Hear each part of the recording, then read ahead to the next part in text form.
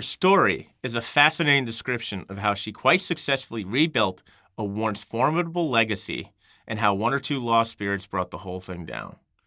Quote, I come from an interesting background in that my father's side of the family is extremely wealthy. They were big miners back in Cleveland, Ohio, quote, Dr. Erin shared.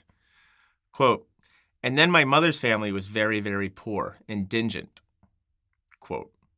That formidable lineage goes back to Marcus Alonzo Hanna, a prominent politician and U.S. Senator from Ohio during the late 19th and the early 20th centuries.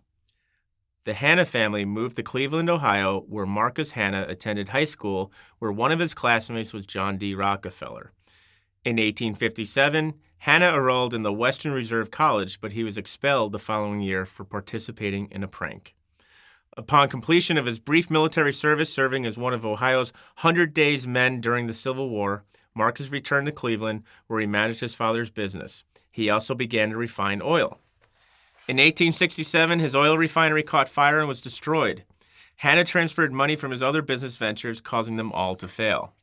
Later that same year, he took a job with Rhodes & Company, a business owned by his father-in-law that was involved in coal and iron mining in Ohio and nearby states. Marcus Hanna successfully recovered financially and invested in the Globe Shipbuilding Company, which built large steel freighters for use on the Great Lakes.